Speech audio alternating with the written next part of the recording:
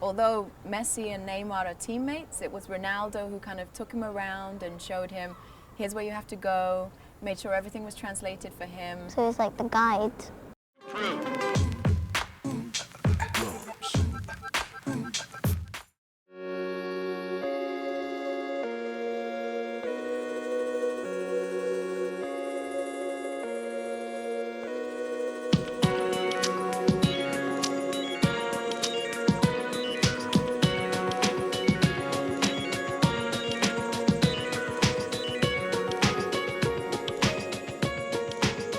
I normally sit on that seat and I ask the questions.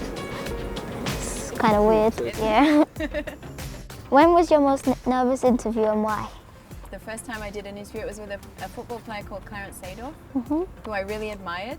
And I grew up watching, and he played for Real Madrid, for AC Milan. He was a really big name, to me anyway. He was an idol, and I had to go to somewhere that he had chosen and go and interview him there, and I felt a little bit nervous because it was different to what I was used to. Have you always wanted to be a presenter? If not, what made you change your style?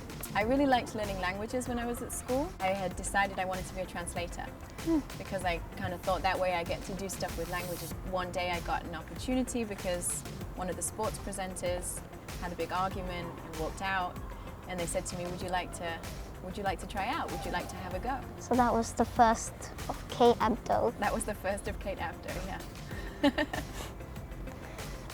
Who was your favourite person that you've interviewed? Probably for me, Ronaldo, just because Messi's quite quiet, he's quite reserved. Okay. He's a little bit shy, I think, maybe. Whereas Ronaldo comes across as very confident, he's very comfortable in front of the cameras, and he will maybe give you a little bit more back. Ronaldo's probably used to it, he's done like 1,000 interviews. What was it like meeting Ronaldo?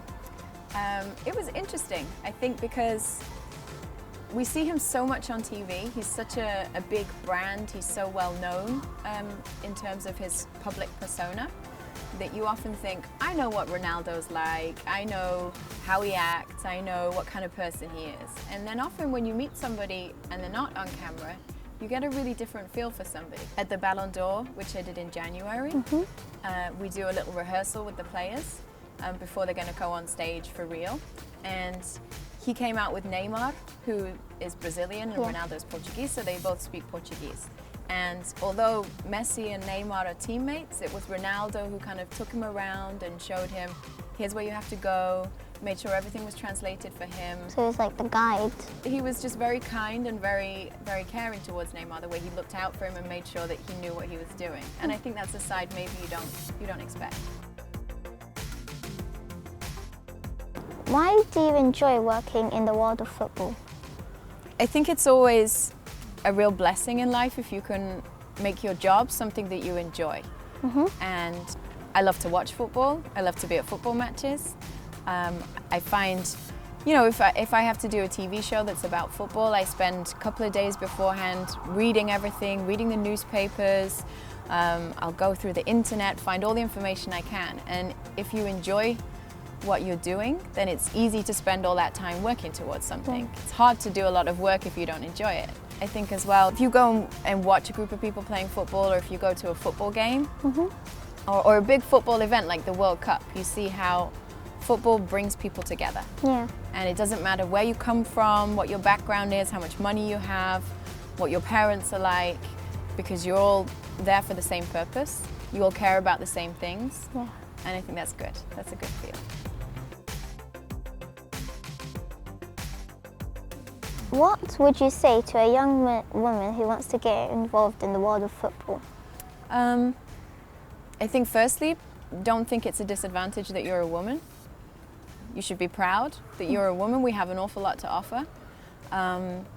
Make sure that you stand out, not because of how you think you look or how attractive you are, but make sure you stand out because you have a lot of ability, because you've worked hard, done as much preparation and as much time in terms of getting ready for that position as anybody else.